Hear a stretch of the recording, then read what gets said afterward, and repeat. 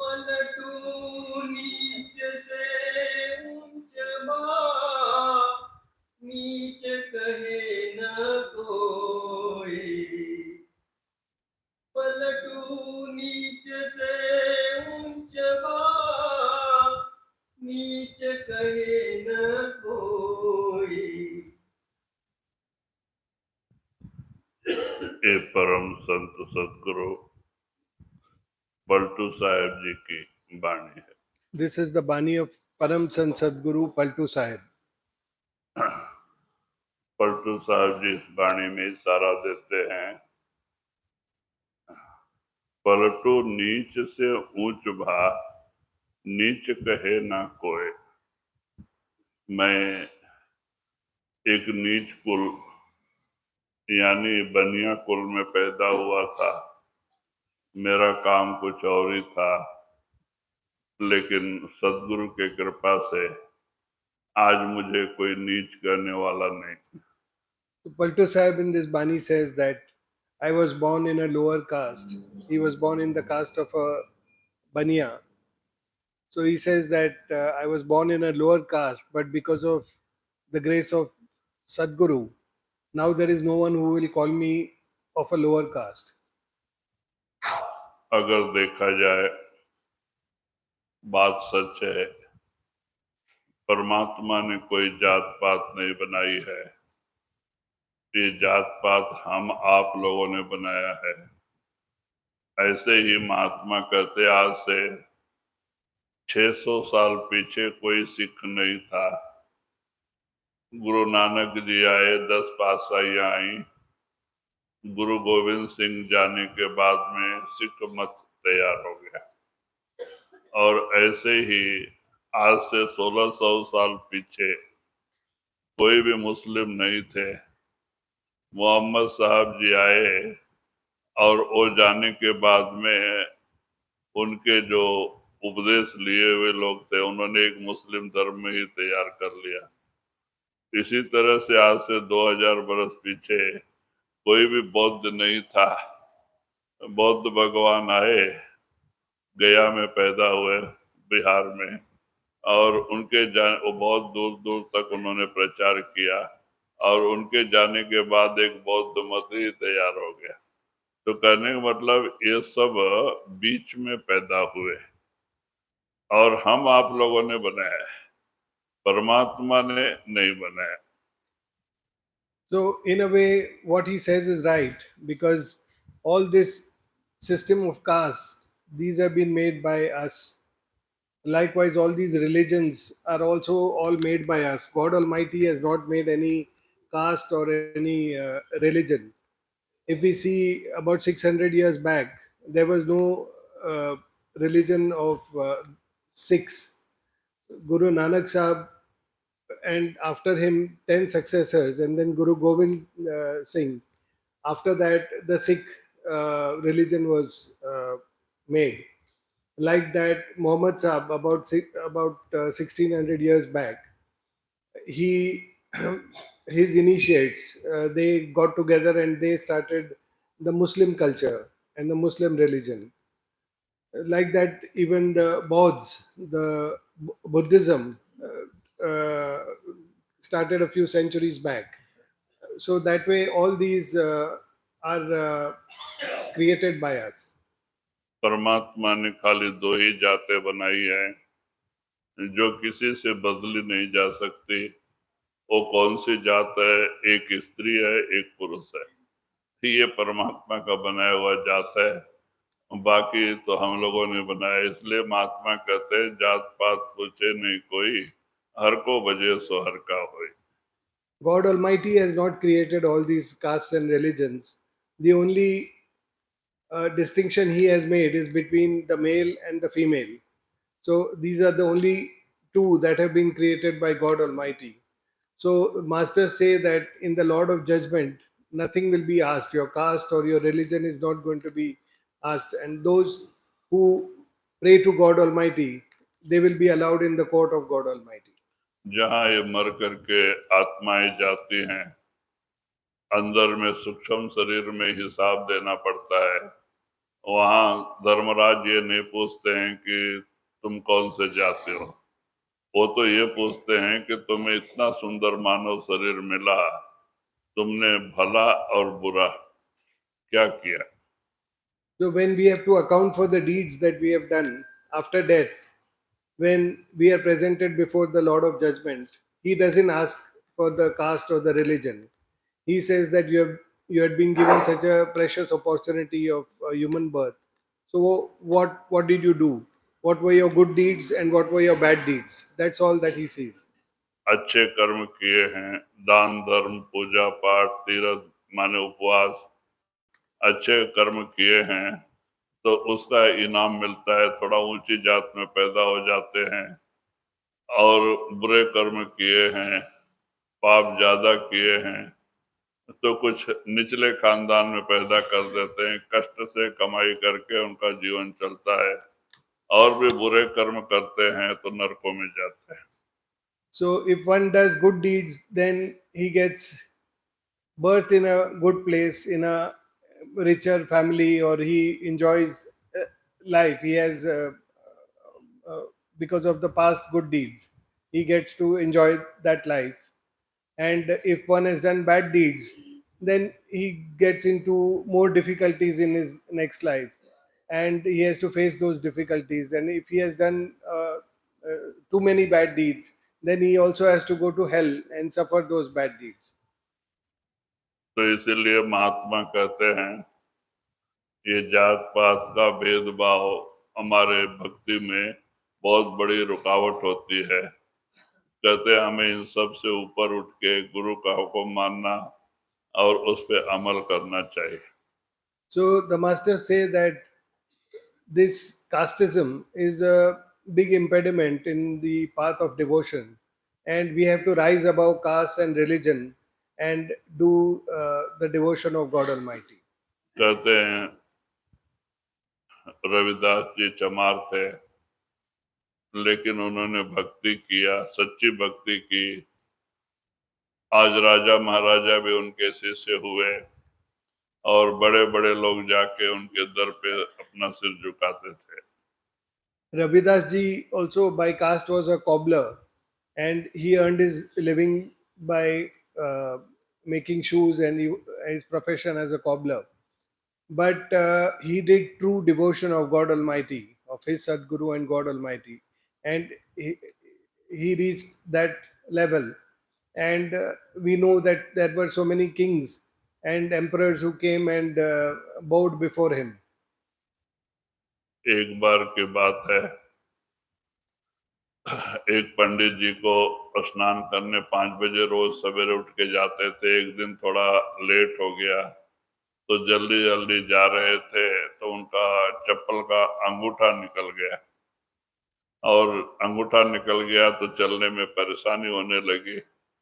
तो पंडित जी ने इधर उधर देखा तो 6 बज रहे थे, रविदास अपना दुकान खुला ही कर रहे थे।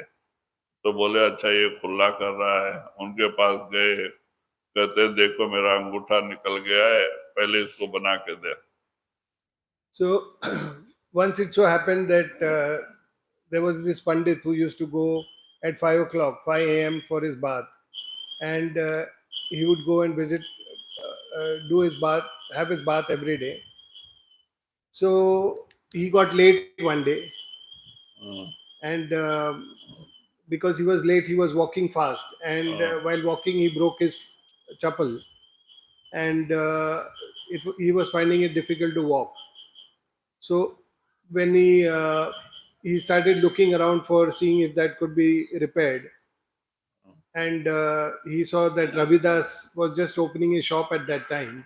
So he went to Ravidas and he asked him to repair his chapel. तो रविदास ने प्रार्थना किया कि महाराज 2 मिनट रुको, अभी खोल ही रहा हूँ, थोड़ा झाड़ू लगा के और मैं आपका पहले काम कर देता हूँ। कहते वो सब नहीं चलेगा, आपको मालूम नहीं आज मुझे लेट हो गया है, मुझे पूजा पे बैठना, स्नान करके लेट हो गया, जल्दी बना के दो। तो उन्होंने चप्पल लिया, एक खिला लेके उसको मार के ठोक के 2 खिला और दे दिया। कहते महाराज कहाँ जा रहे हो? अरे मालूम नहीं, मैं गंगा स्नान के लिए जा रहा हूँ। तो बोले उसमें से आधा पैसा दिया। उस समय आधा पैसे पैसे चलते थे ताम्रे का, तो आधा पैसा दिया कि ले जा, आप नहाने के समय गंगा माता को चढ़ा देना कि रविदास का पैसा है। बोले बड़ी अच्छी बात है दे। तो उन्होंने अपने धोती में कोने में बांध लिया कि इतना काम किया तो चले इसका भी काम कर दे। So he asked Ravidas to mend his chapel. Ravidas ji asked him what brought him so early in the morning. So he said, "Don't you know I'm going for having a bath in the Ganges?" So Ravidas ji told him that I have to get my let me just clean the place up and I will do your repairs. But the Pandit was impatient. He said, "No, you first attend to this and then you can do the rest of it." So Ravidas then hammered a nail and he repaired the chapel. And he also told the Pandit that since you are going to the Ganges, you can you please offer half paisa. He took out a copper. In those days, currency included half paisa also. That was the value of Indian currency. So he took half paisa and he gave it to that Pandit and he said, "You please offer this to the Ganges from my side."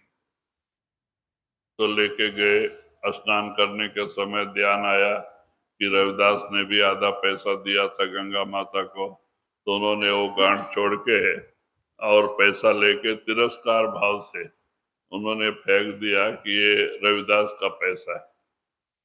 So, so when he was leaving, Ravidas ji said, "Please offer this half paisa to the Ganges from Ravidas." You can say that Ravidas has offered this half paisa. So Pandit said, "Okay," and he tied a knot in his dhoti.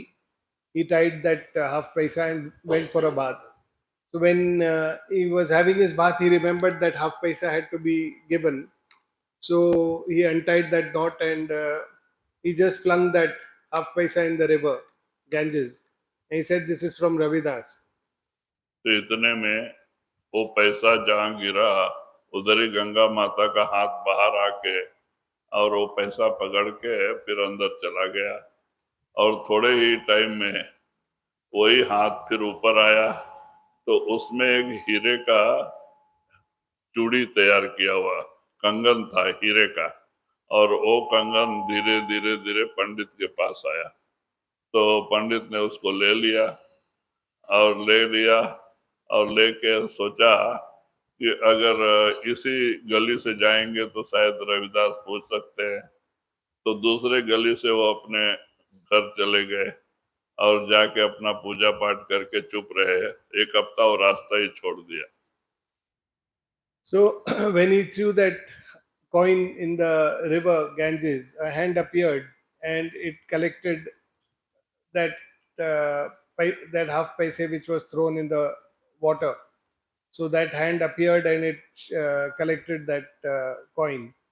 And then after some time, another hand appeared with a diamond bangle.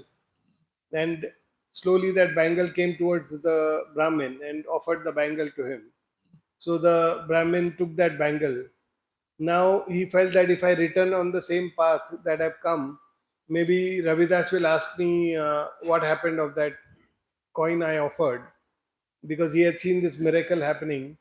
So he said that maybe I'll take another route and go home. So that way he took another route and went to home. He did his puja, etc. And that way for a week he did not come on the same path on which Ravidas's shop was there. तो बाद में धीरे धीरे 8-10 दिन के बाद फिर आना जाना चालू किया, तो रविदास ने नहीं पूछा, तो सोचा रविदास भूल गए। तो उसको जो है बहुत कीमती और कंगन था हीरे का, देवलोक का, तो वो राजा के पास बेचने के लिए लेके गया। So that way, after a week or so, then he came on the same lane in which Ravidas's shop was there. But Ravidas didn't ask him anything, so he felt perhaps he's forgotten. And then he made it a routine again to come on the same path. But that bangle which he had, it was a very beautiful bangle, and it was not from this world. It was made in the heavens, so it was extremely beautiful. So he went to offer it to the king to get a reward for it. जब राजा के पास ब्राह्मण गया, सभा के बाद राजा ने बुलाया और वो कंगन राजा के हाथ में दिया, तो राजा ने रानी को दिखाया, तो रानी मोहित हो गई कि बड़ा अच्छा कंगन है, और एक ही मैं एक हाथ पहनूंगी तो क्या अच्छा लगेगा, दूसरा भी होता है, तो ब्राह्मण को कहो दूसरा भी ला के दे। So when he offered it to the king for a reward, the king in turn offered it to his queen, and the queen was she liked the bangle, and when she wore the bangle, she very much liked it. But she told the king that I have bangle only in one hand. What will people think that I don't have the bangle in the other hand? So go and tell that Brahmin to bring me the other bangle also. तब राजा ने कहा, पंडित जी एक नहीं दो होता है, दूसरा भी ला के दो, तो आपको जो मुंह मांगे पैसा आपको देंगे। ब्राह्मण कहते नहीं महाराज, मेरे पास एक ही है। तो कहते वो सब नहीं चलेगा, हम आपको 1 हफ्ते का टाइम दे रहे हैं, अगर आप नहीं लेके आएंगे तो आपको फांसी की सजा देंगे। So then the king told the Brahmin that हाँ, usually there are always two bangles, so you have only brought one. हाँ, Uh, get the other also, and I will give you a reward for it. Uh, so अगर the Brahmin said that I don't have the other bangle, I have only one bangle. So that annoyed the king, and he said, "No, nothing doing. I'm giving you 1 week's time to bring me the other bangle. Otherwise, I will hang you." 1 हफ्ते का time देते हैं, नहीं तो आपको फांसी की सजा। तो बाद में ब्राह्मण डर गए कि पैसा तो मिलना अलग, फांसी भी आ गई, और गए, बड़े प्रार्थना करते हैं देवी से, वे बहुत ये करते हैं, पूजा पर बैठ के 2-2 घंटे रोना धोना सब की, लेकिन कोई फायदा मिला नहीं। तो लास्ट में जब 2 दिन रह गए तो रविदास के पास आए। So that Brahmin felt uh, very scared, because instead of getting a reward from the king, he was now short of being hung. So he went back, he prayed to his deities, and he prayed for 2 hours to his deities to help to get him out of this problem. And that way, out of the 7 days, 5 days passed, and there were only 2 days left for him to get the other bangle. So finally, he decided that he'll go back to Ravidas. तो रविदास के पास आए, झोपड़ी के अंदर, जो उस तरफ देखते भी नहीं थे, झोपड़ी के पास गए, अंदर चले गए, रविदास जी चप्पल बूंद रहे थे, जाके नमस्कार करके कहते महाराज गलती हो गई। बोले आप क्या गलती किया? कहते नहीं, ऐसा ऐसा हो गया था, मैंने आपको दिखाया भी नहीं और लेके गया, राजा को बेचने के लिए गया, तो आज गले में फांसी आ गई, दया करो, दूसरा भी दिला दो। So he went to Ravidas ji's house, and where he used to look away while walking. This time he knocked at the door and he went inside, and with folded hands he requested Ravidas ji for help, and he related the whole thing to him. And he said that instead of getting a reward, now I have the noose around my neck. So you please help me and try to get me out of this. तो रविदास हंसे, कहते महाराज आप ब्राह्मण हैं, आचार्य हैं, आपको ऐसा करना शोभा नहीं देता।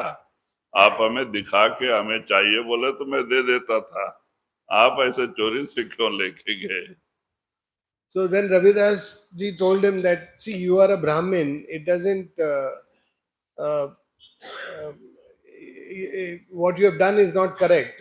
You should have actually come and told me that you got this bangle, and I would not have asked you for it. You could have told me you wanted to keep it. I would have allowed you to do so. So it's improper for you to not have told me and just left like that. तो उन्होंने पूछा क्या हो गया, तो सब पूरी कहानी बताए कि राजा के पास बेचने के लिए गए, तो राजा ने इस तरह से सजा सुना दी है, अभी कल ही हमें फांसी है, दया करो, मेरे बाल बच्चे हैं, मेरी जान चली जाएगी, आप बचा लो। So then that Brahmin requested for Ravidas ji's help, and he said that king had given him that 7 days time, and tomorrow was the day for the hanging if he would not be able to give the other bangle. तो बाद में कहते अच्छा रुको, तो फिर उन्होंने अपने पैसे के बॉक्स से आधा पैसा निकाला तांबे का, और जो चमड़े का भिगाने का पानी वो सामने ही था लकड़ी के बेसन में। तो उन्होंने आधा पैसा लेके एक वाक्य कहा, मन चंगा तो कटौती में गंगा, अगर मन साफ है तो यही गंगा का पानी, बोल के उसमें आधा पैसा डाल दिया, तो उसी में से गंगा का हाथ बाहर आके दूसरा कंगन दिया।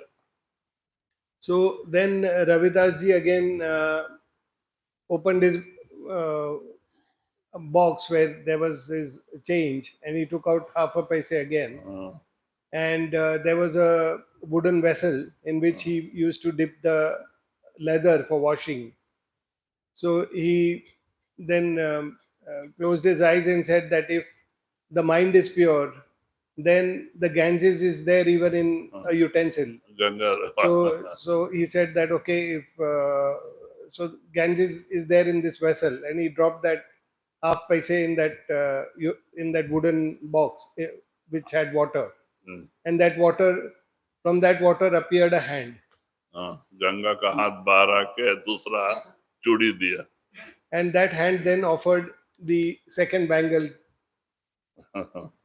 तो उसको लेके रविदास और ब्राह्मण को दिया कि जाओ अपना जान बचा लो। So Ravidas gave him that second bangle, and he said, okay, go now, you save your life. अब ब्राह्मण लेके वहां से भगे, राजा के पास गए और राजा के हाथ में दूसरा चूड़ी दिया, तो राजा को आश्चर्य हो गया, बोले अच्छा सच बताओ, ये तो इस दुनिया का नहीं है, ये देवलोक की चीज है, तो तुम्हें कैसे मिला?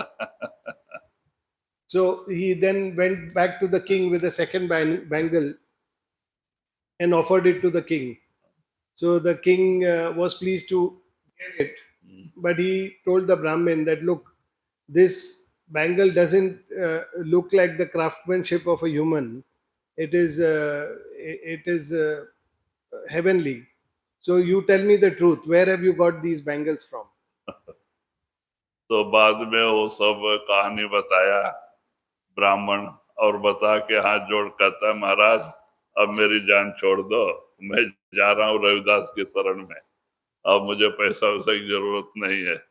तो बोले कि ये जो चमड़ा भिगाते हैं रविदास, वो बेसन में ना मालूम कितना होगा ऐसा उसी में से हाथ आके बाहर दिया है, ना मालूम कितने ऐसे चूड़ियां होगी।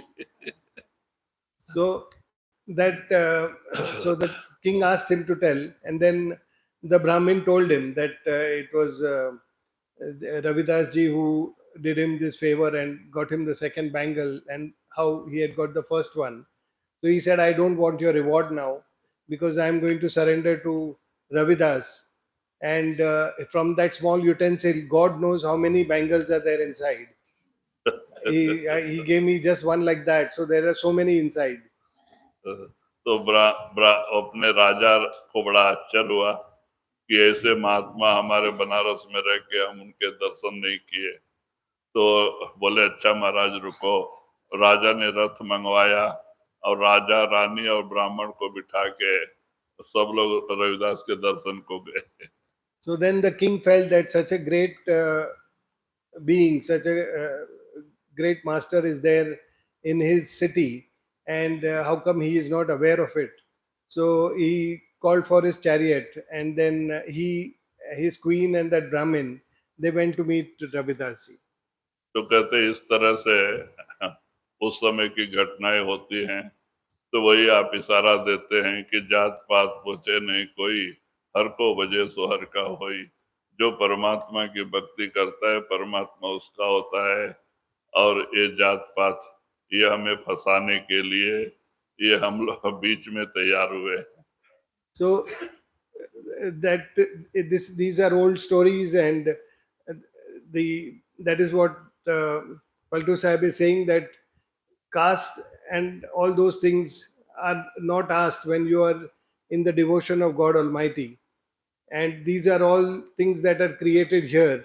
They are not created by God Almighty. And when one does the devotion of God, then he is not put down by these kind of castes and other religions. क्योंकि पलटू साहब ने भक्ति किया, उनकी रूह सतलोक गई। अब उन्हें कोई नीच करने वाला नहीं।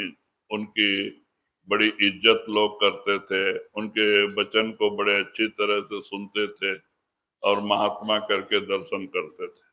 So when Paltu Sahib did his meditation and devotion and went to Satlok, nobody asked him for his caste, because everyone valued the words of Paltu Sahib. Everyone came and bowed to Paltu Sahib, as he had become a true master. So nobody really asked for his caste.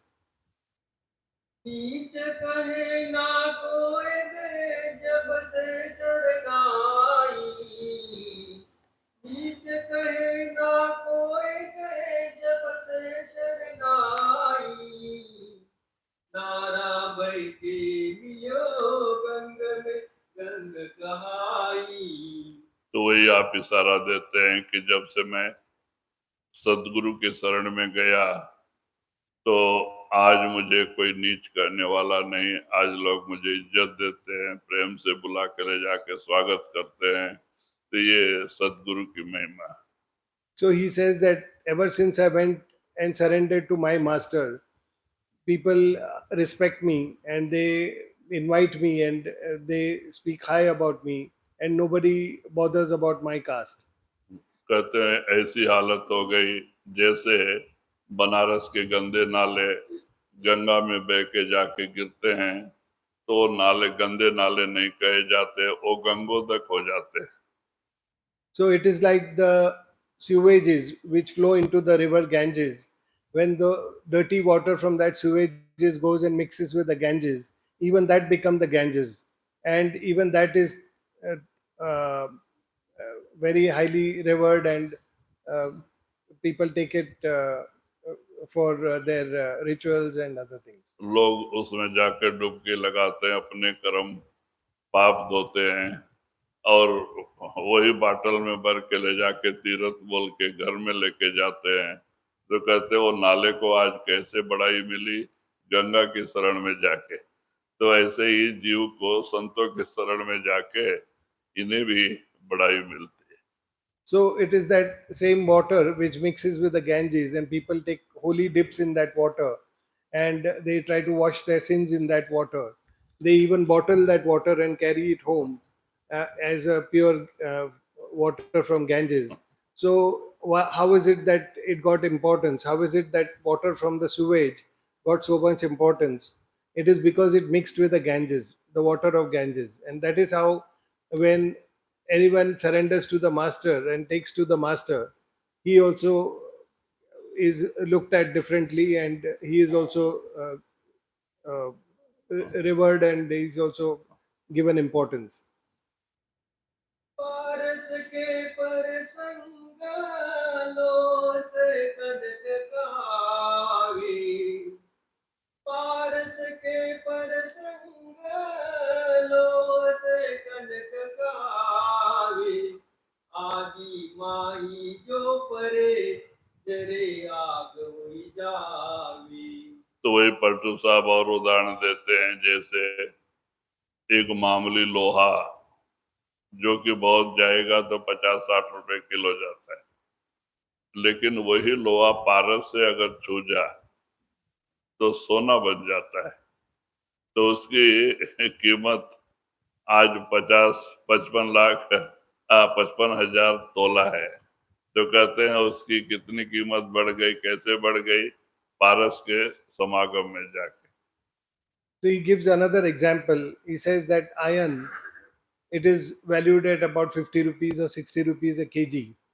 That same iron, when it comes in contact with the philosopher's stone, it converts itself into gold, and then it is valued at 50,000 rupees and 60,000 rupees for 10 grams.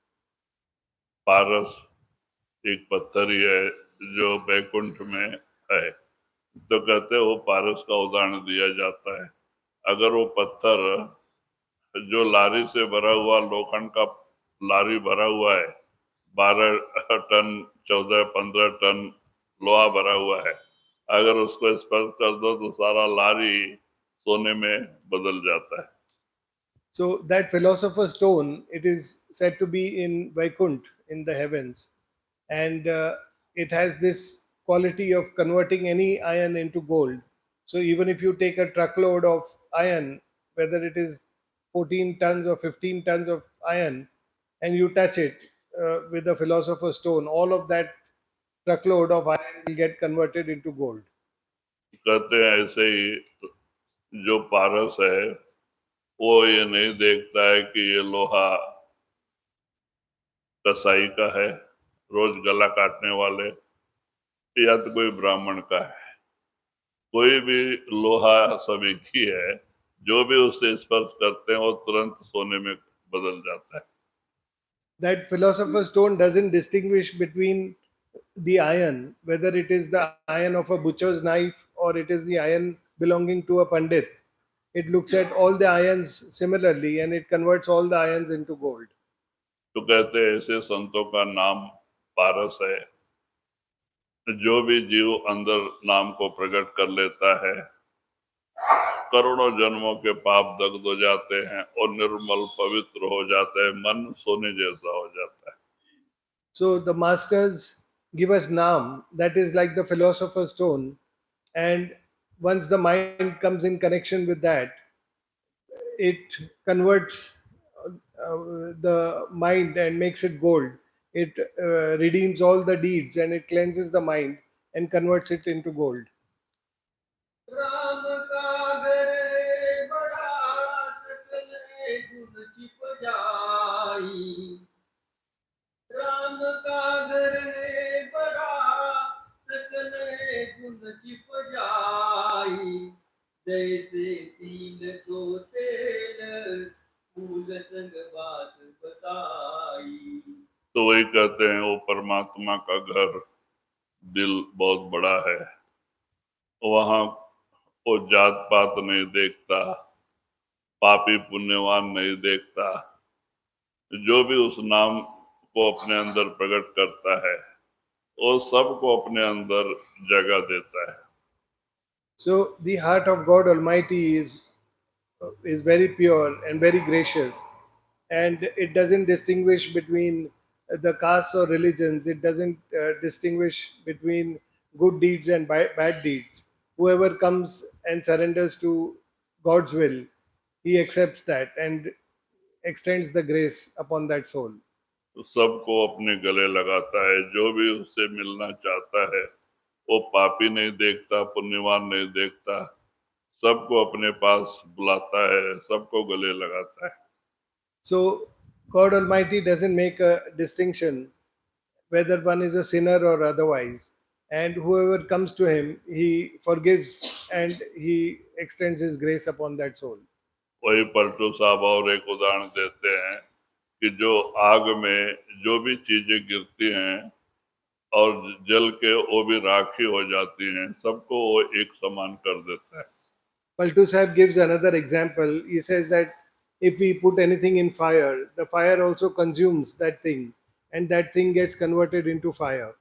कहते हैं नाम भी ऐसे ही, चाहे पापी हो पुण्यवान हो कोई भी हो, अगर वो नाम की कमाई करता है, नाम की भक्ति करता है, तो नाम सबको बदल देता है और मालिक में ले जाके मिला देता है. So similarly, it is with the Naam. Whether one has good deeds or bad deeds, when one goes and touches Naam or when surrenders to Naam, it converts and cleanses everything and takes that soul back to God Almighty. Ram का घर है बड़ा सकल गुण छिप जाई राम का घर है बड़ा सकल गुण छिप जाई जैसे तिल को तेल मूल संग बास बसाई. फिर एक उदाहरण देते हैं कि जैसे तिल को तेल फूल संग बास बसाई. कैसे हैं कि ऐसा अगर तिल का तेल बेचा जाए तो 80 रुपए 90 रुपए जाएगा, लेकिन वही फूल के समागम में जाके अत्तर बन जाता है, सेंट, और हजारों रुपए तोला जाता है. So it is. He gives another example. It is the oil of sesame. If ordinarily, if we just buy the sesame oil, then it costs about 70-80 rupees for about 100 grams. But when that same oil comes in the connect of the fragrance of flowers and picks up the fragrance of the flowers and converts into a scent, uh, then it goes for a much higher price per scent. कहते हैं अत्तर बनाने वाले जो भी फूल का अत्तर बनाना चाहते हैं, तिल को उसी फूल में 2 दिन के लिए बांध पानी छिड़कते हैं फूल पे और फिर उस पे तिल डाल देते हैं थोड़ा, फिर उस पे फूल डालते हैं, फिर पानी छिड़कते हैं थोड़ा क्योंकि वो बांस खींचने के लिए, फिर तिल डालते हैं, उसको गांठ मार के रख देते हैं 2 दिन. तो वो गीलापन होने से वो फूल का बांस सब तिल खींच लेता है और 2 दिन फिर बाद में 2 दिन के बाद छोड़ के अलग कर लेते हैं तिल और फिर उसको छाया में सुखा के छोटे छोटे मशीन से वो तेल निकालते हैं. तो वो बांस जो है फूल का वो तिल के तेल में आ जाता है. तो जो तिल का तेल जो 80-90 रुपए किलो मिलता था तो हजारों रुपए तोला जाता है. वो फूल के समागम में जाके उसकी कीमत बढ़ गई. So the people they make these perfumes.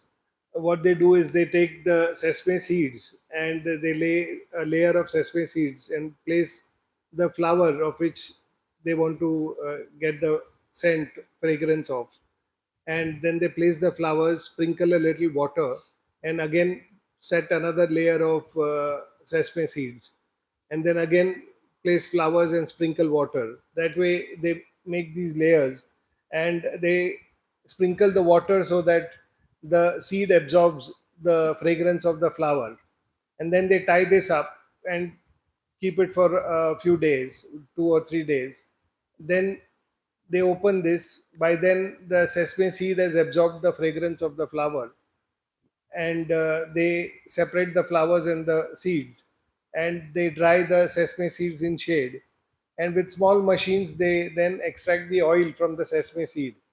So that same oil which would from the sesame seed would have sold for 90 to 100 rupees a kilo, that sells for about 1000 rupees for 10 grams. तो कहते हैं इसी तरह के कहते हैं कि ये जीव भी नाम के समागम में जाके इसकी भी कीमत बढ़ जाती है. That way, the value of the jiva which gets connected with the holy sound current, that value of that jiva also increases. भजन केरे परताप के तन मन निर्मल होए भजन केरे परताप के तन मन निर्मल होए पलटू नीच से ऊंच बा नीच कहे ना कोई फिर वही पलटू साहब कहते हैं भजन करने से तन और मन दोनों निर्मल होता है, क्योंकि अगर मन निर्मल होएगा तो तन भी निर्मल होएगा, और आत्मा तो पहले ही निर्मल है, वो परमात्मा का बेटा है, वो पहले भी निर्मल है, था और आज भी है, आगे भी रहेगा, लेकिन बंधन मन का है। मन के साथ काल ने गांठ मार दिया है। अब ये गांठ जो है ब्रह्म में जाके छूटेगी अंदर में, तब तक ये मन साथ रहेगा। तो इसीलिए कहते हैं कि पलटू भजन किए से तन मन निर्मल होए। भजन करने से अपना मन के साथ में तन भी निर्मल होता है। तो दोनों निर्मल होता है, दोनों में परिवर्तन आता है।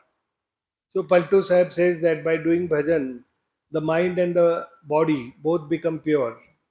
The soul is anyways pure, and because it has come here, it is the Kal has tied a knot between the mind and the soul, and the mind is impure, and the soul cannot free itself from the mind because of this knot tied by Kal. So till it crosses Brahm, it is not able to free itself from the mind.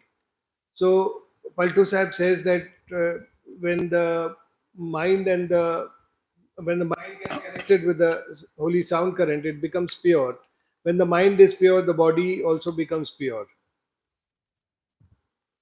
भजन केरे परताप के तन मन निर्मल होए भजन केरे परताप के तन मन निर्मल होए पलटू नीच से ऊंच बा नीच कहे ना कोई काटी को जल एक है अपनी अपनी खानी काटी को जल एक है अपनी अपनी खानी।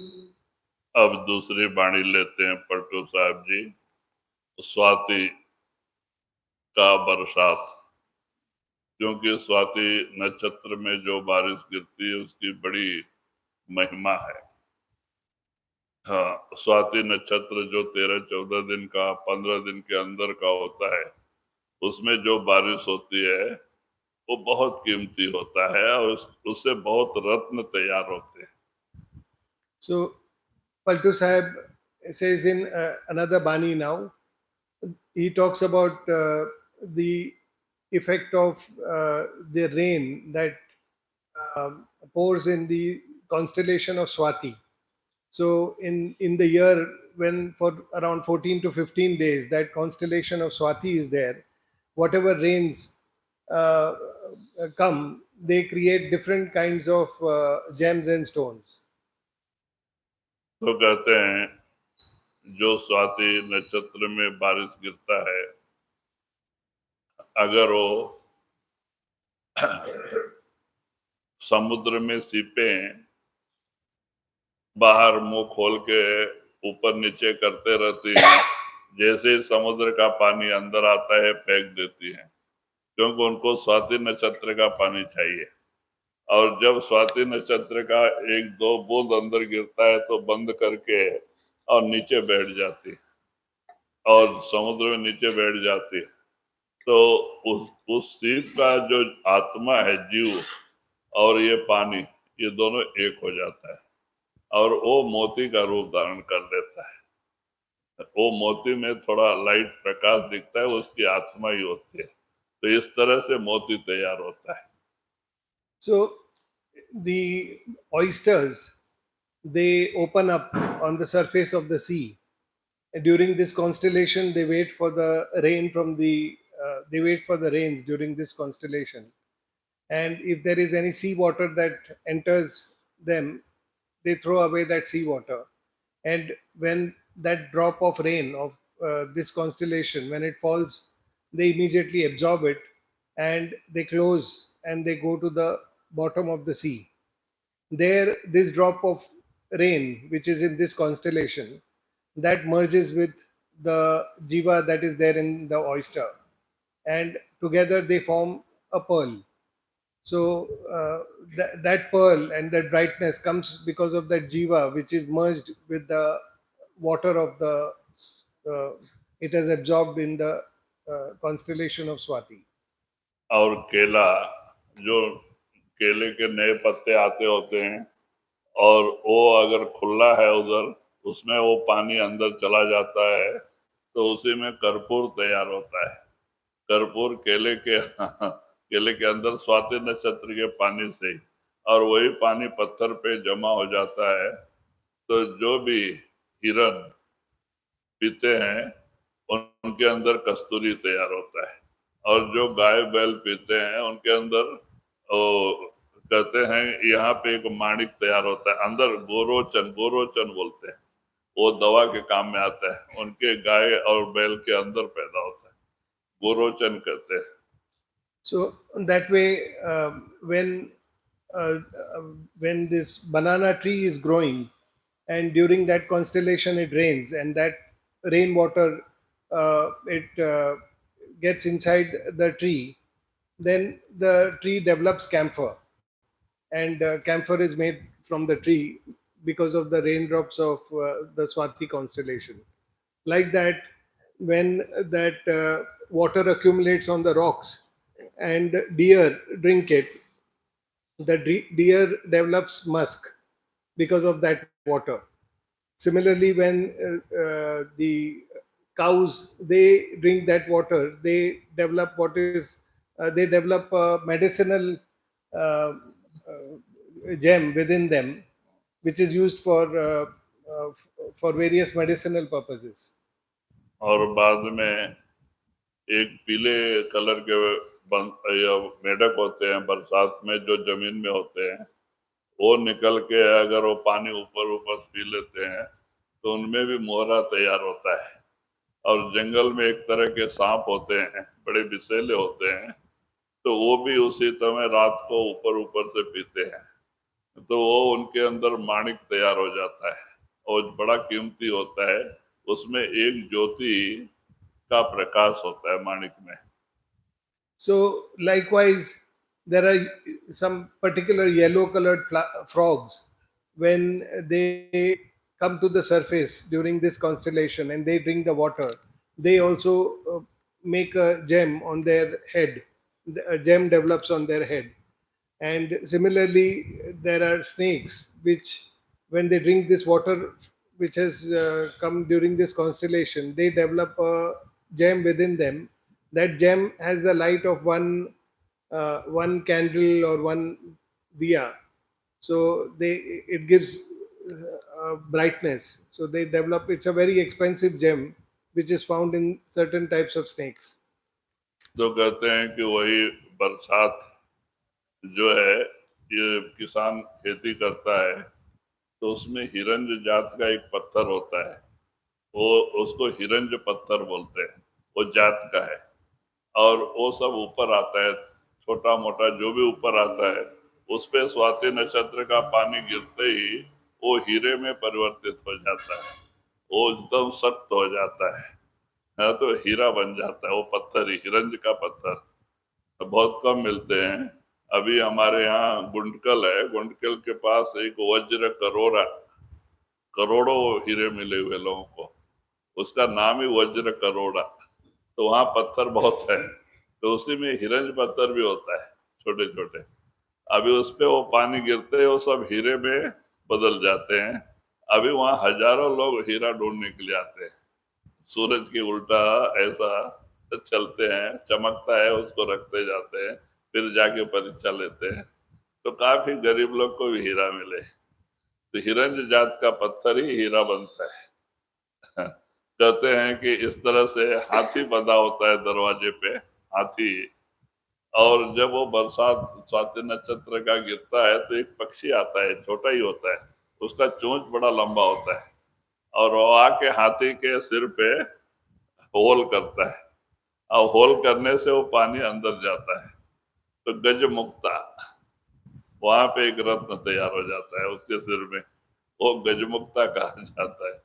तो कहते हैं कि देखो, बारिश बारिश एक ही है और वही पानी एक पक्षी होता है, चकोर पक्षी, जो ऊपर ऊपर से एक दो बूंद पी के बरस भर उपवास रहता है, वो मर जाएगा लेकिन दूसरा पानी नहीं पिएगा, फिर स्वाति नक्षत्र में ही पानी पिएगा, एक साल तक उपवास रहता है।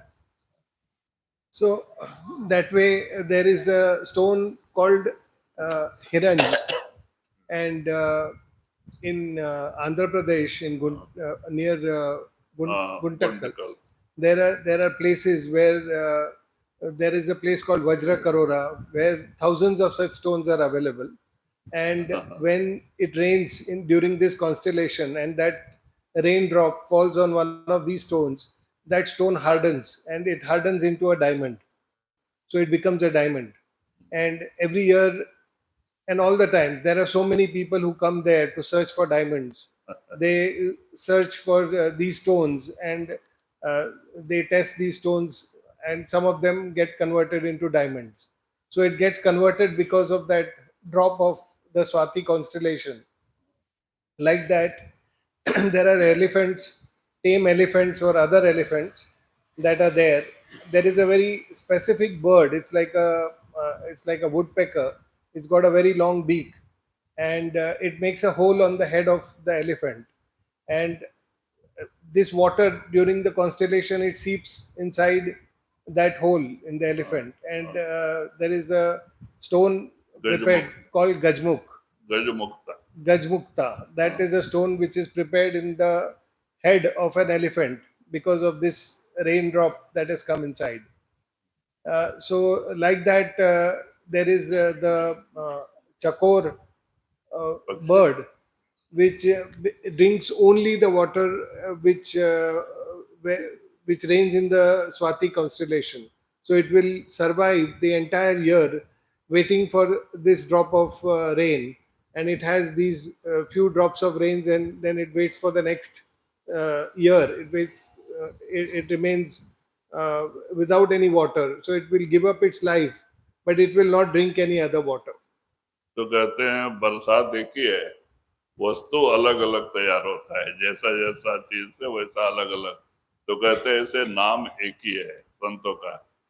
हाँ, लेकिन लोगों में अलग अलग तरीके से सबका अनुभव, माने किसी को थोड़ा दिल लगता है, किसी को जल्दी प्रकट हो जाता है, किसी को कुछ अनुभव होता है, किसी को कुछ अनुभव होता है। नाम तो सबको एक ही गुरु मालिक देता है, लेकिन अनुभव उनके उनके प्रयत्न और विश्वास साधन से होता है। So the raindrop is the same during that constellation, but depending on where it is absorbed and how it is absorbed, different kinds of gems and different kinds of stones and different things are made as a result. So, in the same way, the naam that is given is again common. It is the same naam that is given to everybody, but depending on how we assimilate it, how we are devoted towards it, how we make our efforts, that way the experiences from that naam are different for different people. अपनी अपनी खामी सीप से मोती कहिए, अपनी अपनी खामी सीप से मोती कहिए, मीरा होई रंज शीस गज मुक्ता कहिए। तो वही पलटू साहब जी कहते हैं कि बारिश बरसात एक ही है, लेकिन अलग अलग वस्तु तैयार होता है। सीप से मोती तैयार होता है, हिरंज पत्थर से हीरा तैयार होता है, हाथी के सिर से गजमुक्ता। So Paltu Sahib says that it is the same rain, but different things are made. Like in the oyster, the pearl is made, or in the elephant, the gajmukta is made, or in the Hiranj, a diamond is made. So different things are made, but it's from the same rain. केरा परे कपूर बेनते लोचन ब्याला केरा परे कपूर बेनते लोचन ब्याला आई मुख जर समान पलटे डोल कराला। तो वही कहते हैं कि इस तरह से केला से कपूर तैयार होता है, और सांप में एक तरह का जहर भी बढ़ता है। कुछ सांप में जो है कि रत्न माणिक तैयार होता है, वो भी जहर ही है। अगर माणिक को आप मुंह में ले लो तो मर जाते हैं, वो भी जहर ही है। अगर हीरे को भी आप मुंह में लेकर काटो तो आप मर जाएंगे, वो भी जहर ही है। तो कहते हैं कि एक ही चीज है, बरसात एक है, लेकिन वस्तु अलग अलग तैयार होता है। So he says that it is the same rain which makes different things, and those have different effects. So like the snake, it develops that gemstone, but it is still poisonous. So if you uh, swallow that or you taste that stone, it is like poison. Likewise, if you swallow a diamond also, it will we will die if we swallow diamonds. So like that, the impact of all these things and what is made, all these are different, but they are from the same rain. राजा महाराजा लोग पिछले जमानों में अपने अंगूठियों में diamond हीरा लगवाते थे, इसीलिए कि कहीं वो शत्रुओं के अंदर कैद हो गए तो अपने मुंह में उसी को काट के तो मर जाते। So kings kings used to wear diamonds in their rings, हाँ, because in the battles, if they were captured, then they could swallow those diamonds and kill themselves. ओ लोचन गोशीस मृग मदना बीते जानो ओ लोचन गोशीस मृग मदना बीते जानो भिन्न भिन्न गुण होए मीर एक ही पहचानो। तो वही कहते हैं कि गाय वो पीने से पत्थर पे पवित्र पानी, जिसमें कीचड़ या तो दूसरा पानी नहीं मिला हो, खाली वही पानी इकट्ठा हो, पी के उनके सिर में गोरेचन तैयार होता है, और हिरन के नाभ कस्तूरी तैयार होता है। तो सामान अलग अलग तैयार होते हैं, कहीं रत्न और कहीं दूसरी चीजें, लेकिन पानी तो एक ही है। So he again says that the water is the same, but different things are made. Like if that cow drinks the water which is accumulated in this rainfall during the constellation, and so long as that water is not mixed with any other water or other things, when the cow drinks it, it makes that gaulochan, which is in its head, it develops that medicinal gem. तो कहते हैं जो सांप जंगल में रहते हैं जिसमें माणिक होता है, तो एक ज्योति का प्रकाश होता है। आप वो क्या करते हैं, रात को 12 बजे बहुत घोर जंगल में ऐसे सांप मिलते हैं, तो वो 12 बजे के बाद जब वातावरण शांत हो जाता है, सब प्राणी शांत हो जाते हैं, तब वो बाहर निकलते हैं सांप, और जिस पेड़ के नीचे रहते हैं उसी पेड़ के पास में वो निकाल के रखते हैं अपना माणिक, मुंह से निकाल के रखते हैं, तो एक ज्योति का उजाला हो जाता है, दीपक का प्रकाश होता है।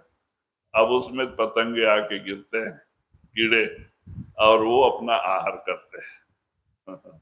So the snakes, there are specific snakes which develop this stone, and from this rain, and that stone has um, it has radiance of like one lamp. It has a radiance of a lamp, and they keep that stone within themselves, and they stay in deep jungles. And when it is very dark in the night, midnight, they come out and they remove the stone from them from within, and they place it near the tree where they are.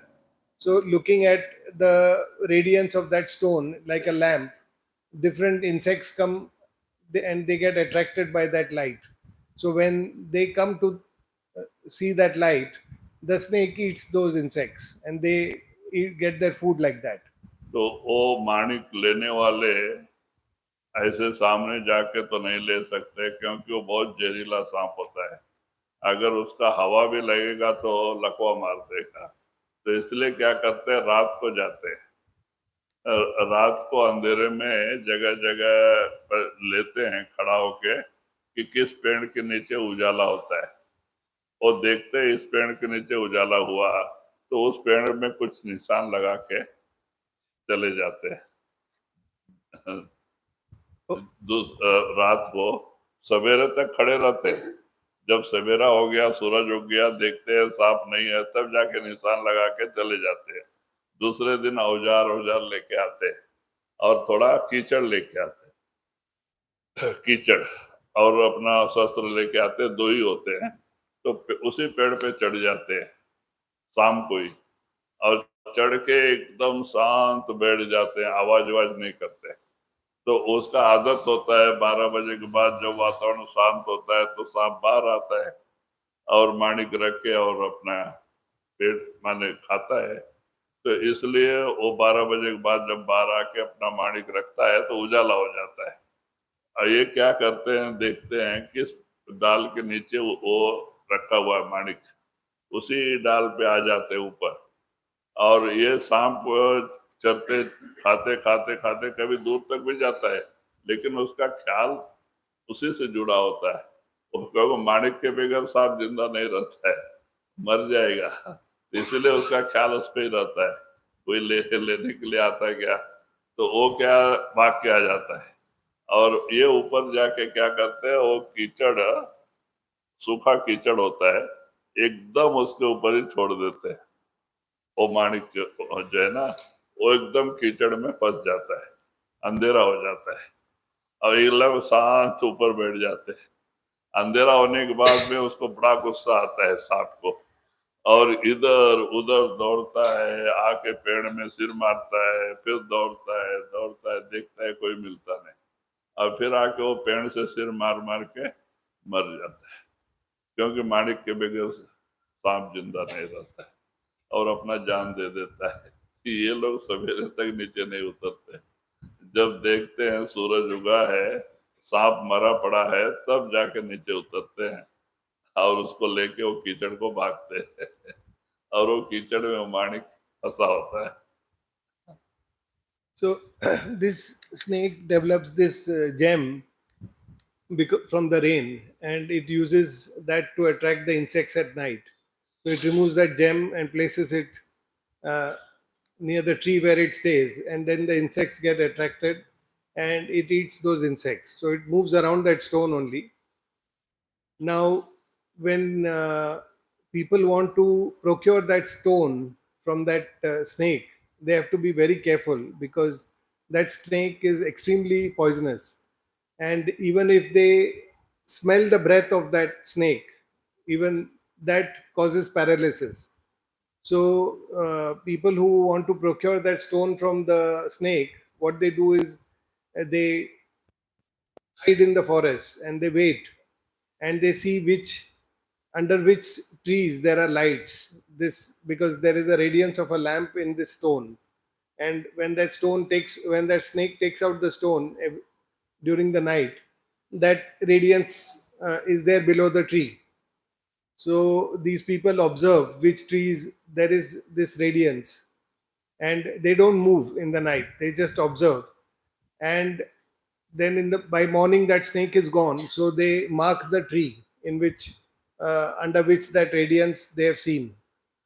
Then they go home and bring their instruments, and they bring all the their things which they require, and they get a big lump of clay, which is like semi solid clay, and they come and climb on that tree where they have marked, which they have marked. So they climb on that, and they have marked which branch, under which branch that stone is kept. So they climb exactly on top of that branch, or exactly on top of where they have seen that light. and they lie down quietly and wait. Now, when the snake comes, the snake takes out that jewel in the night, and then it starts preying on the insects which come around it. And it also sometimes goes a little distance, but it doesn't go away from that stone because its life depends on the stone. And if that stone is not there, that snake dies. So its attention is always on that stone. And when they observe that it has gone at a slight distance, they throw that clay on top of that gem. So the radiance is covered by the clay. Now, when the snake comes back, it sees that there is no gem. It gets very angry, and it goes here and there in anger. It bangs its head against the tree, and it keeps banging its head against the tree till the snake dies.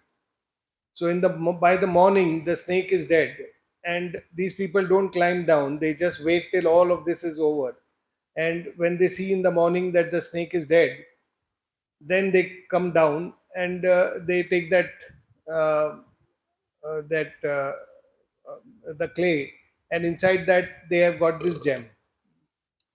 तो कहते इस तरह से वो ये रत्न को प्राप्त करते हैं जो राजा महाराजा अपने किरीट में बीच में लगाते थे कि कहीं अंधेरे में भी जाए तो उजाला हो जाता है. So kings used to adorn their crowns with this stone because that had a radiance. So even when they were in some dark places, it could give them light. So they used to adorn their crowns with these stones. Paltu खामिद करे निसते प्रेम प्रदान पलटू खामिद कहे निसते प्रेम प्रदान उपदे वस्तु सुभावते अपनी अपनी खानी. Last में पलटो साहब जी कहते हैं सबका मालिक एक है, लेकिन वो सच्ची भक्ति सच्चा प्रेम अंतर में हो तो मालिक कहीं दूर नहीं, वो जरूर दरवाजा खोल के दर्शन दे देता है. So Paltu Sahib in the end says that everyone's God Almighty is the same, and he observes. So those who knock at his door with true devotion and love and affection towards him, he opens the door for them. हाँ, बगैर भक्ति के, बगैर सच्चे प्रेम प्यार के मालिक का मिलना मुश्किल है.